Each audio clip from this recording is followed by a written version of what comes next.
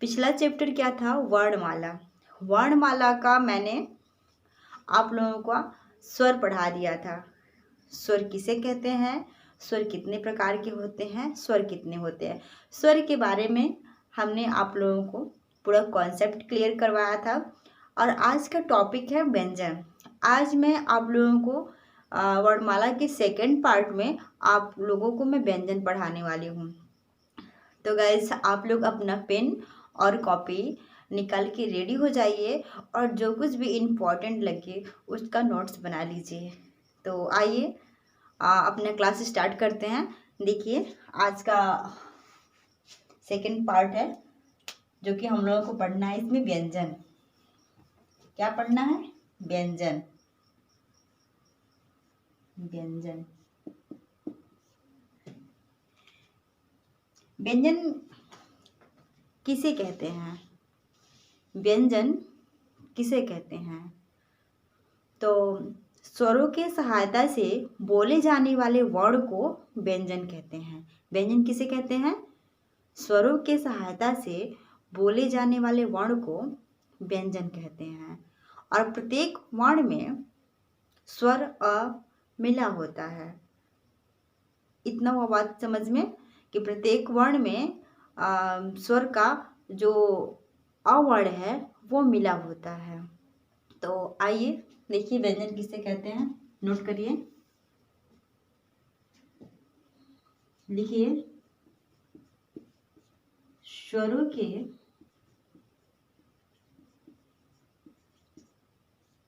सहायता से बोले जाने वाले, स्वरों के सहायता से बोले जाने वाले वर्ण को क्या कहते हैं? व्यंजन कहते हैं। क्या कहते हैं? तो व्यंजन कहते हैं। व्यंजन किसे कहते हैं? तो स्वरों के सहायता से बोले जाने वाले वर्ण को व्यंजन कहते हैं। देखिए, प्रत्येक व्यंजन का उच्चारण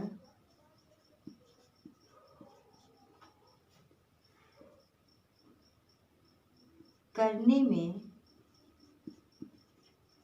अस्वर मिला होता है। प्रत्येक व्यंजन का उच्चारण करने में अस्वर मिला होता है। और आगे लिखिए, स्वरों के सहायता के बिना व्यंजन का उच्चारण संभव नहीं है। यानी कि स्वर किसे कहते हैं? तो व्यंजन किसे कहते हैं? तो स्वरों के सहायता से बोले जाने वाले वर्ण को व्यंजन कहते हैं। यानी कि जिसकी उच्चारण स्वर की सहायता से होती है उसे व्यंजन कहते हैं। इतनी बात आई समझ में कि स्वर की सहायता से बोले जाने वाले वर्ण को व्यंजन कहते हैं। और प्रत्येक व्यंजन वर्ण में स्वर यानी अस्वर मिला होता है। यानी कि प्रत्येक व्यंजन वर्ण में अस्वर मिला होता है और स्वरों के सहायता के बिना व्यंजन का उच्चारण करना संभव नहीं है। इतनी बात आई समझ में? अब आगे देखिए,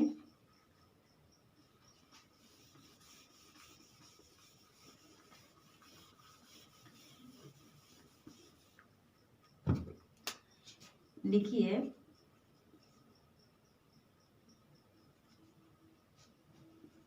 हिंदी व्याकरण के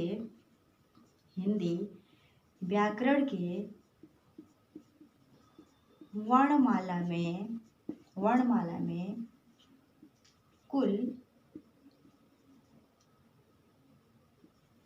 व्यंजनों की संख्या, कुल व्यंजनों की संख्या 41 है। कितनी है? 41 है।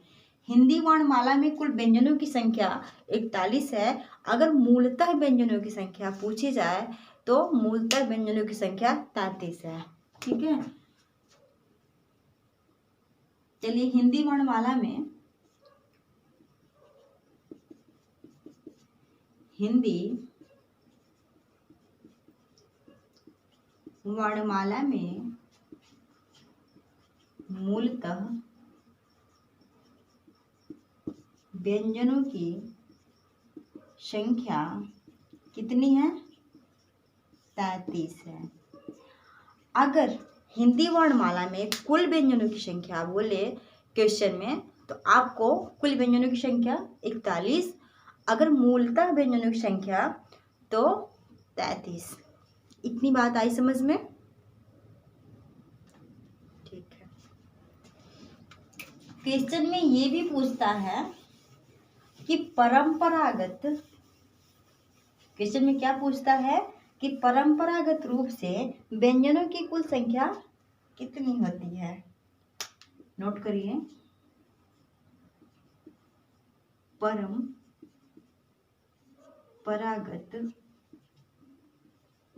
रूप में व्यंजनों की कुल संख्या 33 होती है। कितनी होती है? 33 होती है। परंपरागत रूप से व्यंजनों की कुल संख्या कितनी होती है? 33 होती है। चलिए हम लोग व्यंजन के बारे में पढ़ लिए। अब देखेंगे व्यंजनों का वर्गीकरण। क्या देखेंगे? व्यंजनों का वर्गीकरण। मैंने आप लोगों को बताया कि हमारे हिंदी वर्णमाला में कुल 41 व्यंजन और 10 स्वर होते हैं। कितने? 41 व्यंजन और 10 स्वर होते हैं, और टोटल स्वर और व्यंजन को मिला के कुल 52 वर्ण होते हैं। कितने होते हैं? 52 वर्ण होते हैं। तो आइए व्यंजनों का वर्गीकरण में मैं आप लोगों को ये दिखाऊंगी कि कौन कौन वर्ण मिला के कुल 41 व्यंजन हुए हैं। तो हेडिंग डालिए व्यंजनों का वर्गीकरण। आप लोग क्या हेडिंग डालेंगे? व्यंजनों का वर्गीकरण। हेडिंग डालिए व्यंजनों का वर्गीकरण। आप लोगों ने हेडिंग डाल लिया व्यंजनों का वर्गीकरण। ठीक है, अब देखिए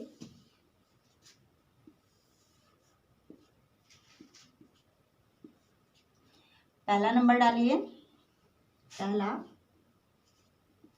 स्पर्श व्यंजन, दूसरा अंतःस्थ व्यंजन, तीसरा ऊष्म व्यंजन, चौथा आगत व्यंजन, पांचवा संयुक्त व्यंजन, पांचवा संयुक्त व्यंजन। तो अब स्पर्श व्यंजन किसे कहते हैं, यानी कि स्पर्श व्यंजन कितने होते हैं? तो मैं आप लोगों को बता दूं कि वैसे तो अगर आप लोगों से क्वेश्चन में पूछे कि स्पर्श व्यंजन कितने होते हैं, एग्जाम पीरियड में पूछता है, एग्जाम टाइम में कि स्पर्श व्यंजन कितने होते हैं, तो आप लोग बताएंगे 25 होते हैं। स्पर्श व्यंजन कितने होते हैं? तो 25 होते हैं। लेकिन कुछ कुछ लेखकों का मानना है कि ड और ढ को भी स्पर्श व्यंजन में ऐड कर लिया गया है। ठीक है, तो आइए देखिए स्पर्श व्यंजन क वर्ग से लेकर प वर्ग तक। कितना? क वर्ग से लेकर प वर्ग तक, तथा ड और ढ यानी उच्छिष्ट व्यंजन तथा ड और ढ इसमें ऐड कर लिया गया। तो क वर्ग से लेकर प वर्ग तक स्पर्श व्यंजन की संख्या 25 है। अब प्लस ड और ढ को ऐड कर लिया गया है, तो टोटल 27 हो गए। कितने हो गए? 27 हो गए। स्पर्श व्यंजन क वर्ग से लेके प वर्ग तक होता है तथा ड ढ को भी ऐड कर लिया गया है, स्पर्श व्यंजन में है। अब देखिए अंतः अस्थ व्यंजन की संख्या कितनी होती है और अंतः अस्थ व्यंजन कौन कौन होते हैं। तो आइए देखिए, अंतः अस्थ व्यंजन की संख्या 4 होती है और अंतः अस्थ व्यंजन य, र, ल और व कौन कौन, अंतः अस्थ व्यंजन कौन कौन, य, र, ल और व। इतना बात आई समझ में। अंतः अस्थ किसे कहते हैं, बोलिए आप लोग भी उच्चारण कीजिए, य, र, ल और व। इनकी संख्या कितनी होती है, तो अंतः अस्थ व्यंजनों की संख्या 4 होती है। चलिए अब हम लोग देखते हैं तीसरा ऊष्म व्यंजन। तो ऊष्म व्यंजन की संख्या कितनी होती है और कौन कौन। तो देखिए ऊष्म व्यंजन कौन कौन होते हैं, नोट करिए, श, ख, श और ह। कौन कौन, श, ख, श और ह। इनकी संख्या ऊष्म व्यंजन की भी संख्या 4 होती है, अंतः अस्थ व्यंजन की भी संख्या 4 होती है। अब आप लोग एग्जाम में भी देखेंगे और देखने को मिला है कि आगत व्यंजन किसे कहते हैं, और या तो एग्जाम में आप लोगों से क्वेश्चन आ जाए कि आगत व्यंजन किसे कहते हैं। ज़्यादातर क्वेश्चन आते हैं आगत व्यंजन किसे कहते हैं, संयुक्त व्यंजन किसे कहते हैं, ऊष्म व्यंजन किसे कहते हैं, ऊष्म व्यंजन कौन सा है। 4 ठो ऑप्शन दे देगा आपको, उसमें बोलेगा ऊष्म व्यंजन कौन है, अंतः अस्थ व्यंजन कौन है। तो आप लोग देखिए आगत व्यंजन कौन है और इसकी संख्या कितनी होती है। तो आगत व्यंजन की संख्या 2 होती है। कितनी होती है, 2। कितनी होती है, 2 होती है। देखिए कौन कौन, आगत व्यंजन की संख्या 2 होती है। कौन कौन, ज और फ। कौन कौन, ज और फ। इनकी संख्या कितनी होती है, तो इनकी संख्या 2 होती है। अब आप लोग देखेंगे संयुक्त व्यंजन, कौन सा देखेंगे, संयुक्त व्यंजन। तो एग्जाम में बहुत ज़्यादा क्वेश्चन यहाँ से आता है, वो कोई भी एग्ज़ाम हो, यूपी टीटी हो, सुपर टेट हो, यूपीपी हो, कोई भी एग्ज़ाम हो, अक्सर संयुक्त व्यंजन का एक न एक क्वेश्चन आप लोगों को दे ही देगा। तो संयुक्त व्यंजन कितने होते हैं, तो ये भी इनकी भी संख्या कितनी होती है, 4 होती है। कौन कौन, देखिए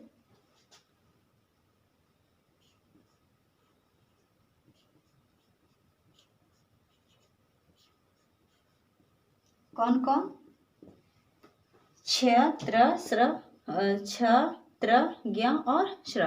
कौन कौन, छ हो गए, त्र हो गए, ज्ञ हो गए और श्र हो गए। कौन कौन, छ हो गए, त्र हो गए, ज्ञ हो गए और श्र हो गए। इतनी सी बात आई समझ में। व्यंजनों का वर्गीकरण फिर से एक बार दोहरा देते हैं।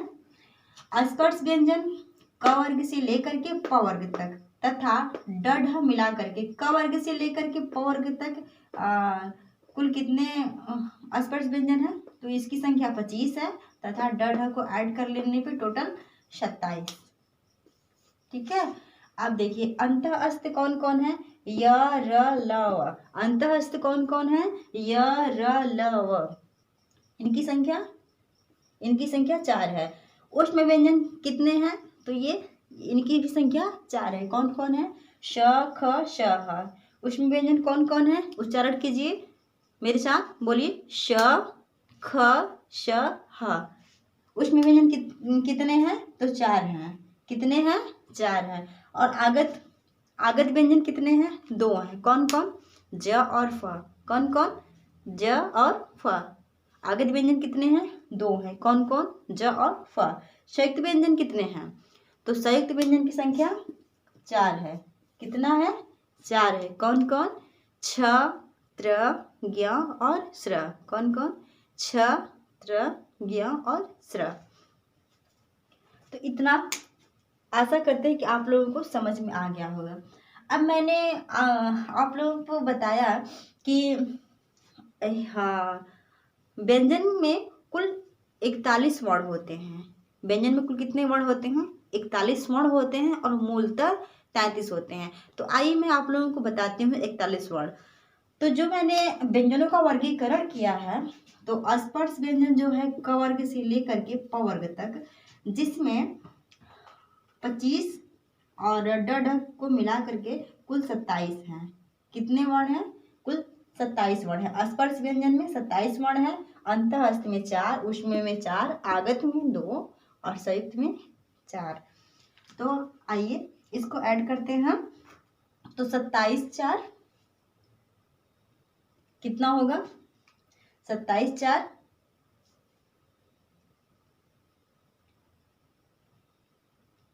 बोलिए। 27 4 31, 31 4 35, 35 2 37, 37 4 41। तो कुल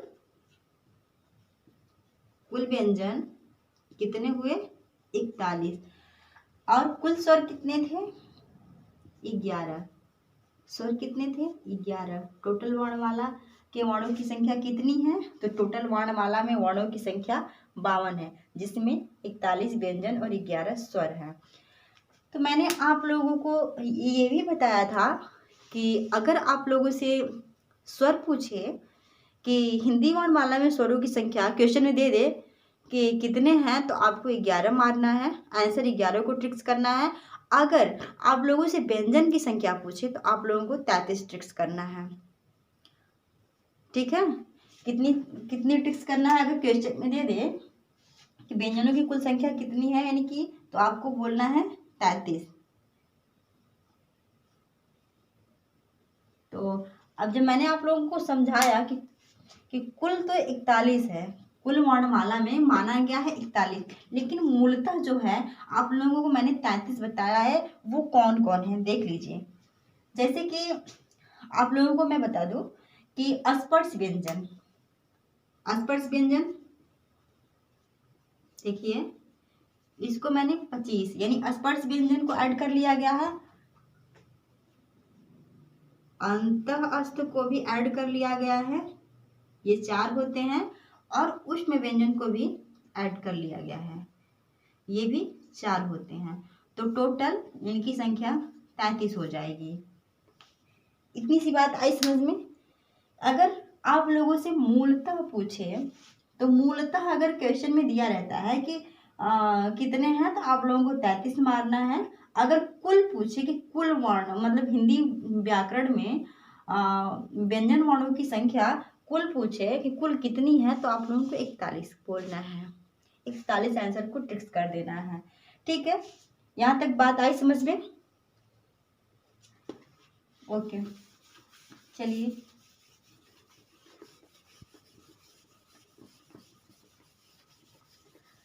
अब आप लोग क्या पढ़ेंगे?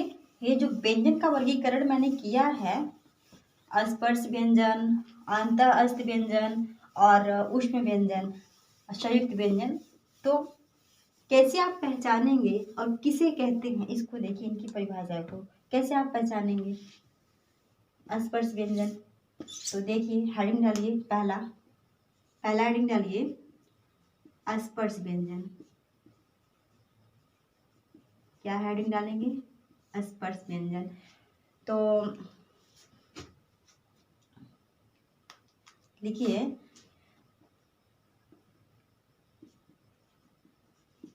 इन व्यंजनों, एक सेकंड सॉरी, जिन व्यंजनों का उच्चारण करते समय, व्यंजनों का उच्चारण करते समय, जिन व्यंजनों का उच्चारण करते समय हवा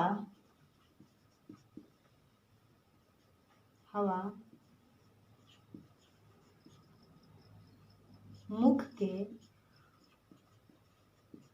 उच्चारण स्थान को स्पर्श मात्र करती है। क्या करती है? स्पर्श मात्र करती है, उसे स्पर्श व्यंजन कहते हैं। स्पर्श व्यंजन किसे कहते हैं? तो जिन व्यंजनों का उच्चारण करते समय हवा उच्चारण स्थान को स्पर्श मात्र करती है, हवा उच्चारण स्थान को स्पर्श मात्र करती है, उसे स्पर्श व्यंजन कहते हैं। स्पर्श व्यंजन को 5 वर्गों में विभाजित किया गया है, 5 वर्गों में बांटा गया है। देखिए, स्पर्श व्यंजन को 5 वर्गों में बांटा गया है। स्पर्श व्यंजन को कितने वर्गों में बांटा गया है? तो 5 वर्गों में। वो कौन है? देखिए, क वर्ग हो गए, च वर्ग हो गए, ट वर्ग हो गए, त वर्ग हो गए और प वर्ग हो गए। हो गया ना 5 वर्गों में, क वर्ग, च वर्ग, ट वर्ग, त वर्ग और प वर्ग। अब देखिए, क वर्ग के अंतर्गत क्या क्या आते हैं। वैसे तो बेसिकली आप लोग जानते ही होंगे। देखिए, क, ख, ग, घ, अंग, च, छ, ज, झ, ञ, ट, ठ, ड, ढ, अण, त, थ, द, ध, न, प, फ, ब, भ और म। ठीक है, आप लोगों ने देखा स्पर्श व्यंजन क वर्ग से लेकर के मतलब प वर्ग तक, तो ये कुल इसकी संख्या कितनी होती है? 25 होती है। 5 इसमें, 5 इसमें, 5 इसमें, 5 इसमें और 5 इसमें। ठीक है, अब देखिए, क वर्ग को हम कंठ बोलते हैं, इसका उच्चारण स्थान क्या बोलते हैं? कंठ।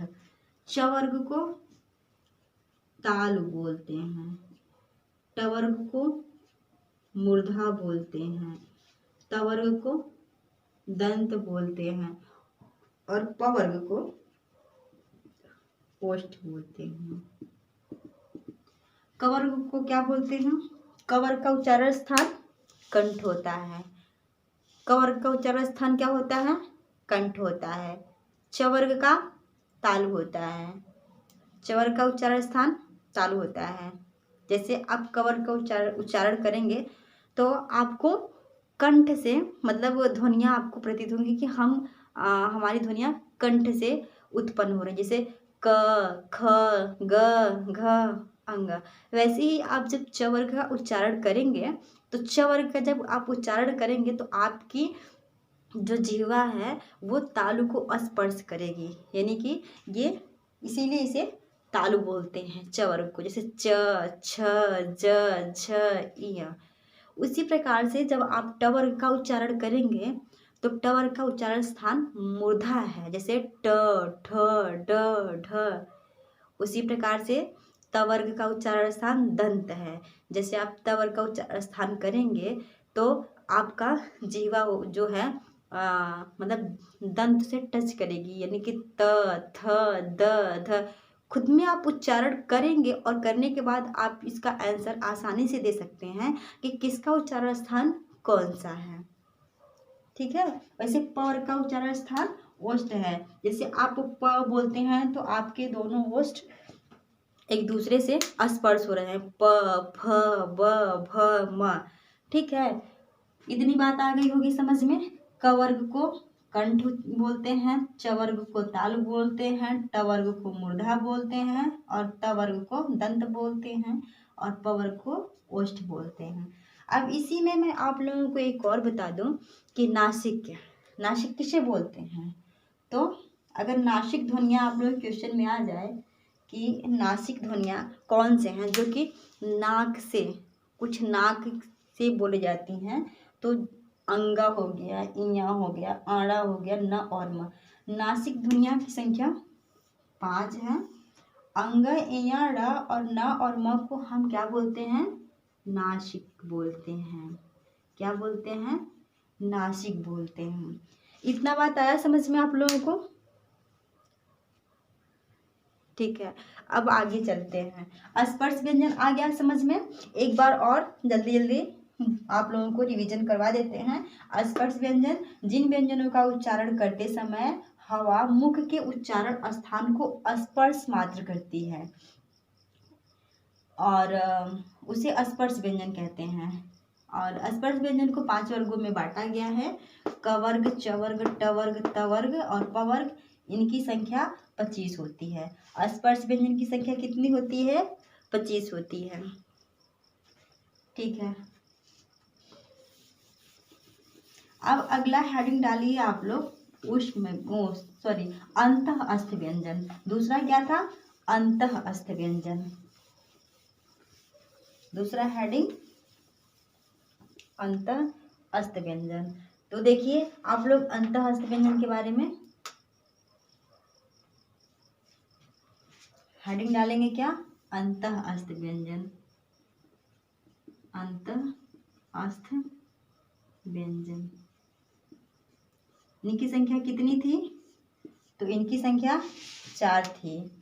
कौन कौन थे? य, र, ल, व। मैंने क्या बताया था? इनकी संख्या 4 थे। कौन कौन है? य, र, ल, व। तो चलिए नोट करिए। जिस व्यंजन का उच्चारण करते समय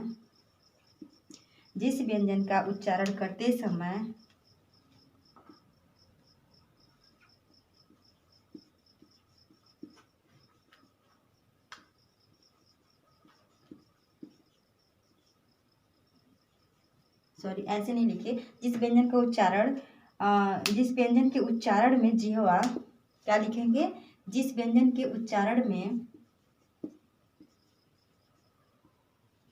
जिह्वा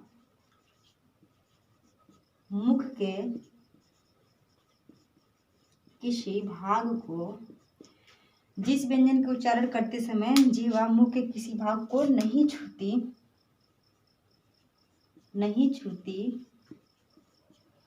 और हवा बिना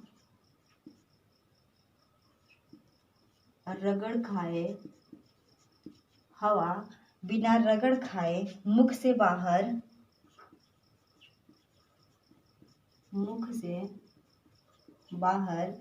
यानी जिन व्यंजनों का उच्चारण में जिह्वा मुख के किसी भाग को नहीं छूती और हवा बिना रगड़ खाए मुख से बाहर निकल जाती है, उसे क्या कहते हैं? उसे अंतःस्थ व्यंजन कहते हैं। उसे क्या कहते हैं? अंतःस्थ व्यंजन कहते हैं। इनकी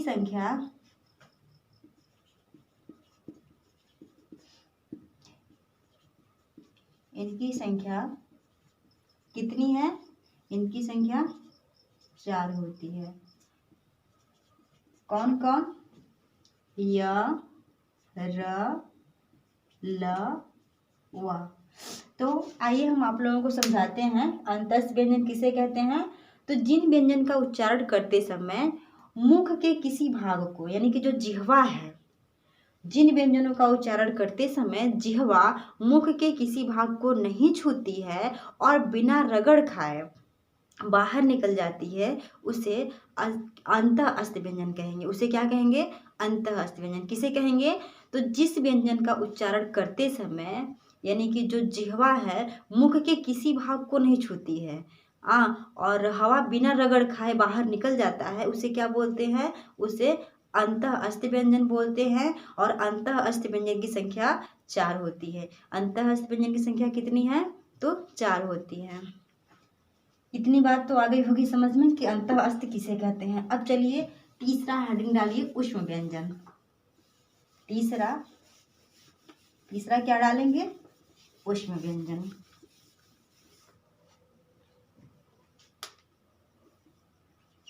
ऊष्म व्यंजन।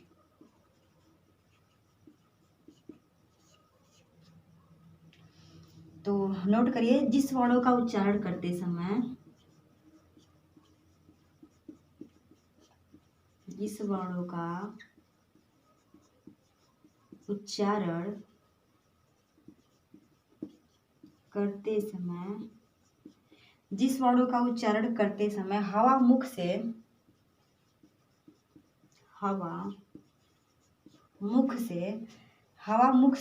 रगड़ खाती हुई, यानी कि हवा मुख से रगड़ खाती हुई, जिस वर्णों का उच्चारण करते समय हवा मुख से रगड़ खाती हुई धीरे धीरे बाहर निकलती है। कैसे? हवा मुख से रगड़ खाती हुई धीरे धीरे बाहर निकलती है, उसे क्या कहेंगे? उसे स्पर्श व्यंजन, उसे ऊष्म व्यंजन कहेंगे। क्या बोलेंगे? उसे ऊष्म व्यंजन कहते हैं। यानी कि जिस वर्णों का उच्चारण करते समय हवा मुख में रगड़ खाती हुई धीरे धीरे बाहर निकलती है, उसे ऊष्म व्यंजन कहते हैं। इनकी संख्या 4 होती है। ऊष्म व्यंजन की संख्या कितनी होती है? इनकी संख्या 4 होती है। कितनी होती है? 4 होती है। कौन कौन? तो श, ख, श और ह। कौन कौन? श, ख, श और ह। ऊष्म व्यंजन क्या है? तो जिस व्यंजनों का उच्चारण करते समय, यानी कि हवा मुख में रगड़ खाती हुई धीरे धीरे बाहर निकलती है, उसे ऊष्म व्यंजन कहते हैं। ठीक है। और अंतःस्थ किसे कहते थे? तो जिस व्यंजनों को उच्चारण करते समय हवा मुख के किसी भाग को स्पर्श नहीं करती है और मतलब बाहर निकल जाती है, उसे क्या कहते हैं? उसे अंतःस्थ व्यंजन बोलेंगे। ठीक है। ऊष्म व्यंजन क्या बोलेंगे? कि जिस वर्णों का उच्चारण करते समय हवा मुख में रगड़ खाती हुई धीरे धीरे बाहर निकलती है, उसे ऊष्म व्यंजन कहते हैं। ऊष्म व्यंजन आया समझ में? ऊष्म व्यंजन किसे कहते हैं? इसकी संख्या 4 होती है। कौन कौन? श, ख, श, ह। चलिए अब अगला देखिए, संयुक्त व्यंजन। अगला क्या देखेंगे? संयुक्त व्यंजन। आप लोगों को मैंने अंतःस्थ व्यंजन पढ़ा दिया, ऊष्म पढ़ा दिया, स्पर्श पढ़ा दिया। अब देखिए संयुक्त व्यंजन। संयुक्त किसे कहते हैं? संयुक्त व्यंजन। हाँ, तो नोट करिए, लिखिए, दो व्यंजनों के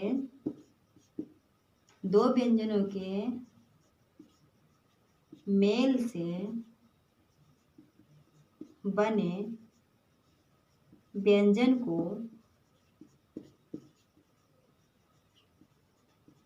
संयुक्त व्यंजन कहते हैं। संयुक्त व्यंजन कहते हैं। संयुक्त व्यंजन किसे कहते हैं? तो दो व्यंजनों के मेल से बने व्यंजन को संयुक्त व्यंजन कहते हैं। ठीक है। वो कौन कौन है? इनकी संख्या 4 होती है। इनकी संख्या कितनी होती है? इनकी संख्या 4 होती है। कौन कौन? देखिए, छ, त्र, ज्ञ और श्र। मैंने आप लोगों को इस वीडियो में बताया कि संयुक्त व्यंजन, ऊष्म व्यंजन, अंतःस्थ व्यंजन से बहुत क्वेश्चन आते हैं। तो आप लोगों को मैं ये बता दूं कि संयुक्त व्यंजन, इसका आप लोग देख ही रहे हैं कि संयुक्त व्यंजन किसे कहते हैं? दो व्यंजनों के मेल से बने व्यंजन को, यानी कि जो ये छ है या त्र है, ज्ञ है या श्र है, ये सब दो व्यंजनों के मेल से बने व्यंजन है। कितने व्यंजनों के मेल से? तो दो व्यंजनों के मेल से बने व्यंजन है, इसलिए इन लोगों को संयुक्त व्यंजन कहते हैं। इनकी संख्या 4 होती है। कौन कौन? छ, त्र, ज्ञ और श्र। अब आइए देखिए कि दो व्यंजन कौन कौन मिले हैं तो छ बना है, कौन कौन मिले हैं तो त्र बना है, कौन कौन से दो व्यंजन मिले हैं तो ज्ञ बना है, और कौन कौन से दो व्यंजन मिले हैं तो श्र बना है। अक्सर एग्जाम में क्वेश्चन पूछे जाते हैं। और अक्सर बच्चे गलतियां भी करते हैं ऐसी क्वेश्चन में। तो देखिए, छ छ किसके किसके योग से बना है? क प्लस ख के योग से क्या बना है? छ बना है। क प्लस ख के योग से छ बना है। अब त्र कैसे बना है? तो त प्लस र के योग से, त प्लस र बराबर त्र। और ज्ञ किसके योग से बना है? तो ज्ञ ज प्लस इय बराबर ज्ञ। ज प्लस इय के योग से ज्ञ बना है। अब स्र किससे बना है? तो श प्लस र बराबर श्र, यानी स प्लस र बराबर श्र।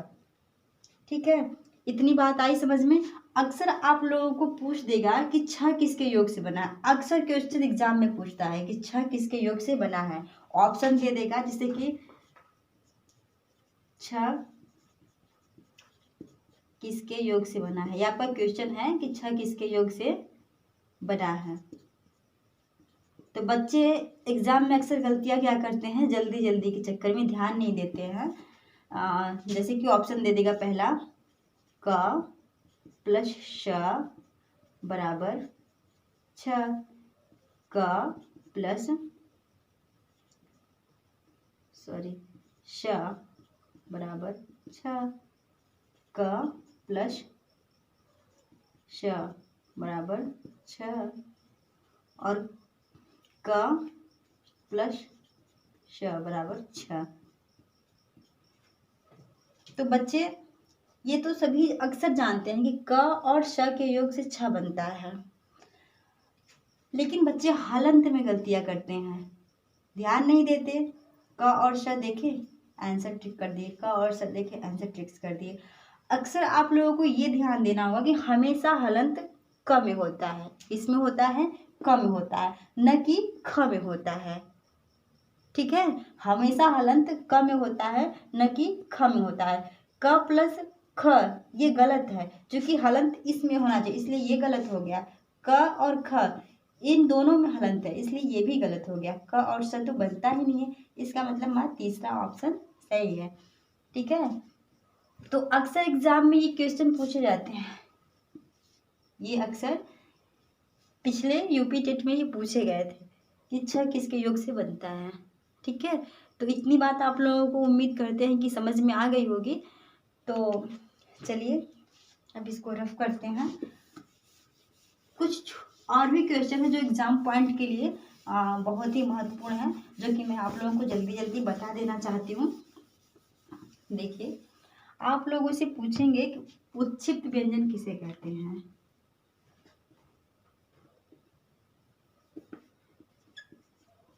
उत्क्षिप्त व्यंजन किसे कहते हैं? तो ये ड और ढ होते हैं। आगत व्यंजन किसे कहते हैं? आगत ज और फ कहते हैं। लुंठित व्यंजन किसे कहते हैं? लुंठित व्यंजन तो र। पार्श्विक व्यंजन किसे कहते हैं? ये ल है। और आगत व्यंजन किसे कहते हैं? सॉरी, वो तो पढ़ा दिए हैं, और वो तो बताया मैंने आगत व्यंजन। और जैसे कि अनुस्वार किसे कहते हैं? अनुस्वार किसे कहते हैं? ये अनुस्वार है। अनुनासिक किसे कहते हैं? ये अनुनासिक है। तो चलिए, आप लोगों को मैंने इतना बताया। हाँ, एक चीज और, आयोगवाह किसे कहते हैं?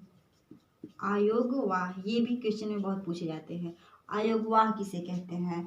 तो आयोगवाह अंग और अह को बोलते हैं। आयोगवाह किसे बोलते हैं? अंग और अह को। आप लोग बोलिए मेरे साथ, उच्चारण करिए। उत्क्षिप्त व्यंजन किसे कहते हैं? ड और ढ को। उत्क्षिप्त व्यंजन किसे कहते हैं? ड और ढ को। आगत व्यंजन किसे कहते हैं? ज और फ को। आगत व्यंजन किसे बोलते हैं? ज और फ को। लुंठित किसे बोलते हैं? रको। पार्श्विक किसे बोलते हैं?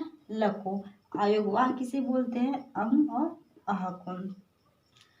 तो दोस्तों आप लोगों को बहुत बहुत धन्यवाद अब तक हमारे क्लास में बने रहने के लिए, एंड तक हमारे क्लास को देखने के लिए। तो अगर आप लोगों को मेरी वीडियो पसंद आए तो प्लीज़ आप लोगों से रिक्वेस्ट है कि आप मेरे वीडियो को लाइक करें और मेरे चैनल को सब्सक्राइब करें और मेरी वीडियो को अपने फ्रेंडों में शेयर करें। तो आज का मेरा क्लास यहीं पे एंड होने वाला है। आप लोगों से मैं एक चीज़ बता दूं कि आज मैंने आपको व्यंजन का पार्ट क्लियर किया है।